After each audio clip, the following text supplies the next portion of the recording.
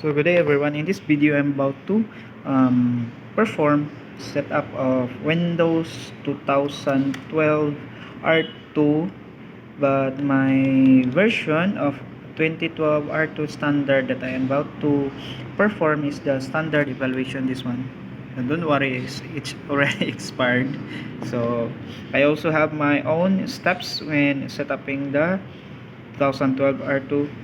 So let's start. I'll just put this as part 1, part 2, part 3 based on the activity that is shown in my steps. So first things is I need to configure the router. That means that I have a goal that is about to disable the DHCP, because the DHCP of the router is not the one that we have to follow when setuping the server, because later part we have to add our own DHCP coming from our own setup of server, which is a desktop server only, because there are different type of setup of server which is based on sizes of or classes of size of server. I need to disable the DHCP coming from our router. So our router is a TP-Link. It is a dual band. That means that it has 2G, 5G, and whatsoever band it has or it have. So first is I need to go to our browser. So first, this is my browser. This is a Microsoft Edge. So basically it's just like a Internet Explorer, upgraded version of Internet Explorer.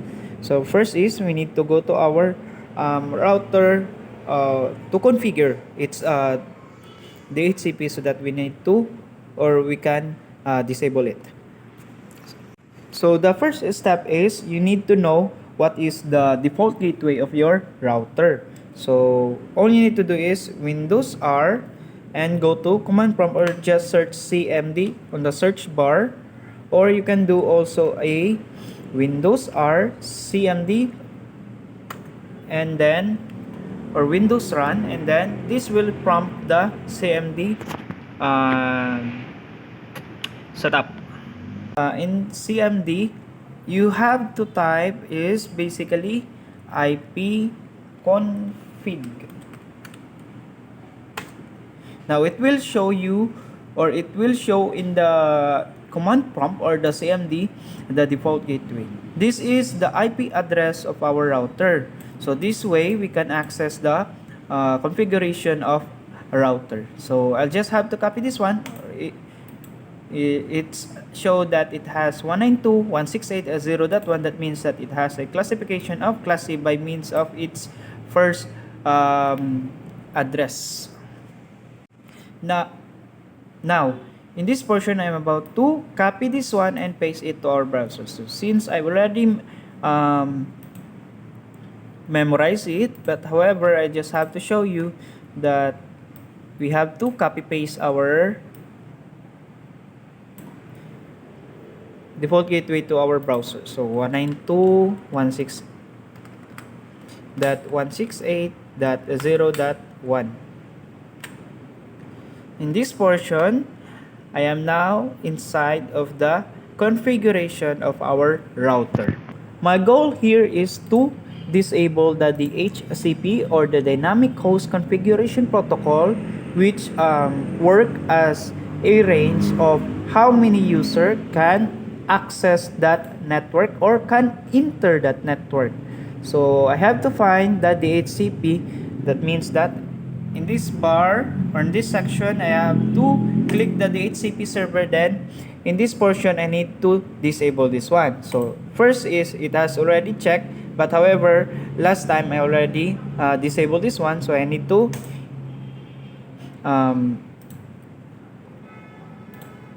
disable again because it has a existing configuration.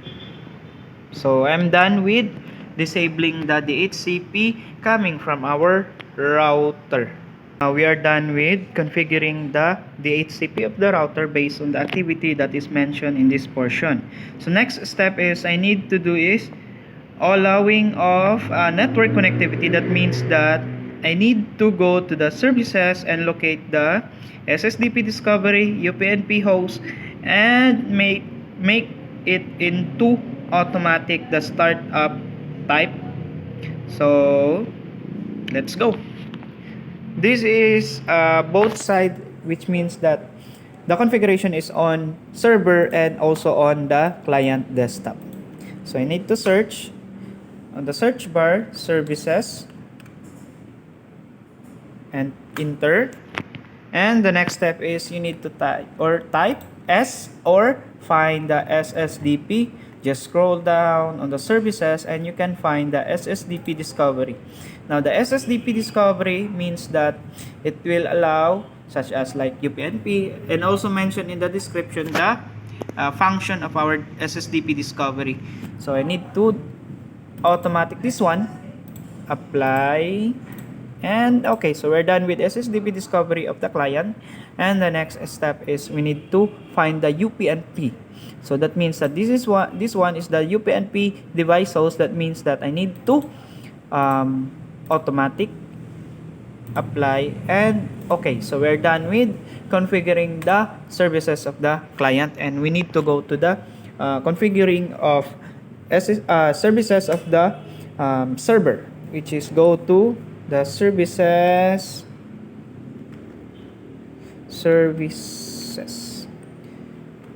No, not this one.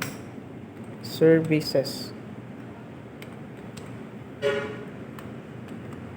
So this is the services of the server. So I'll just have to type on my keyboard S and find the SSDP discovery, and I need to automatic the same with the setup of the client, automatic, and find the UPnP.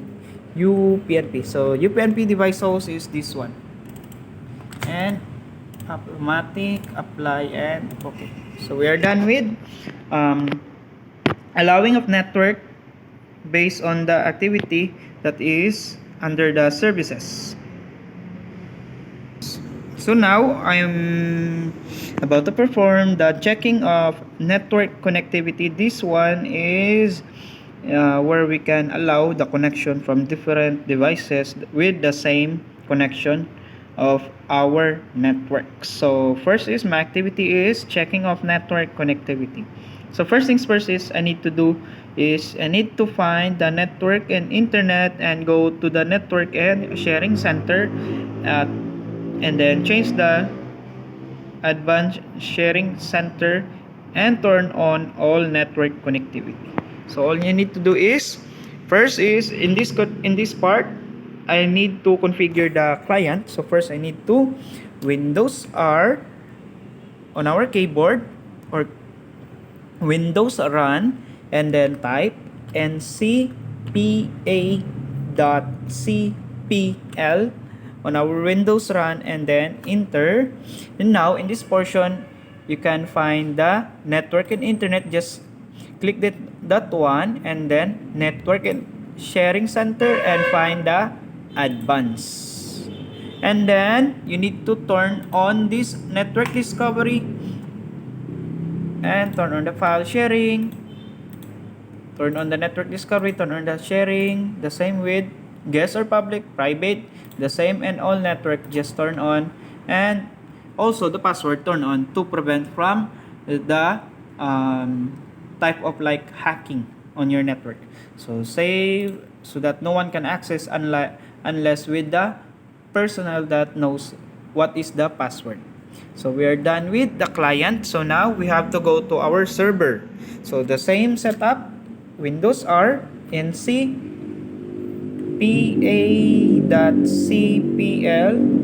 enter, and then again network and sharing, and find the advanced in the upper left corner, and then turn on the network discovery, and as well as the password, so that it can have a protection ways or methods. So save and change. So we are done with checking of network connectivity. We're done with checking of network connectivity. So the next step is I need to assign IP address on our server only, because lately, or the late in the later part, or the last time, we already disabled the DHCP of our router. That means that the IP address will not be visible, because once we Windows R CMD IP config and enter, the IP address will not show up because we already disabled our DHCP with the connection of our router. That means that we need to assign an IP address. So all you need to do is Windows R on your keyboard, and then type ncpa.cpl, enter, and then access your Ethernet. Just double tap on your mouse, and then click the properties and find your IP address or IP protocol version 4, which means that we need to access this one. Double click and assign IP address. So the IP address that I will be assigning of this setup is classification of IP address class C. So 192.168.100.10. So how to know if it is class C, class A, class B? By its subnet mask. So once I tap the tab case on our keyboard, it will show up as 3 subnet masks. So again, I'll now have to tap the tab key on our keyboard. So it will show the 255.255.255 because it has 1, 2, 3, so ABC. So it is A class C classification. So to know also if to experiment, to know the class A, the IP address to configure is the first one. If you delete this portion, and then for example you want to target a class A, so for example I have to put 10, and then once I tab the key on our keyboard, it will show as 1255. So that's class A. How about class B? So for example 128. Again, 127 is not a under the classification. However, it will show up as loopback as of our server. So again, example 128, and then I need to tab on our keyboard, so it will show us class B. So I'll just have to rewind the class C because that's our configuration. So class B, and then type 192, the default gateway, the same with our IP address, just 1 on the last part, and 192.168.100.10. So because our preferred DNS is our own. So we are done with configuring our off server, because later part we don't need to assign IP address on our client, because later part the client will join a domain, and the IP address of the client will be coming from the setup of a server of its DHCP, the range. So later part, we already assigned IP address on our server setup or the server desktop. So next step is I need to change the computer name by doing the Windows E on our server. This is a server area and this is the client. So Windows E, and then I need to do is right click on this part, right click, and then go to its properties and find the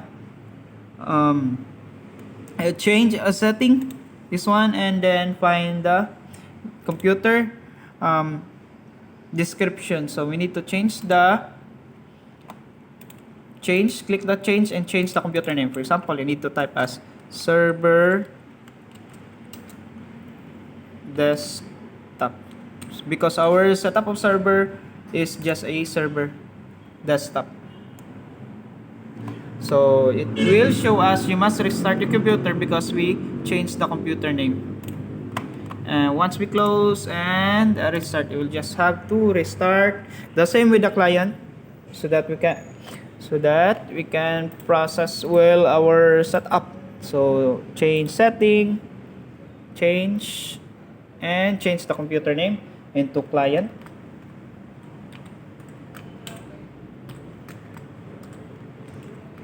Client desktop.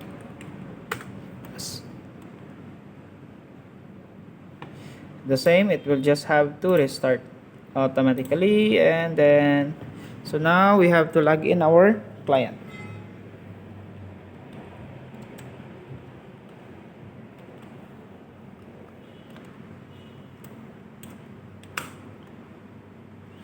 To know if we already configure, just go again and it will show you the name of your this one.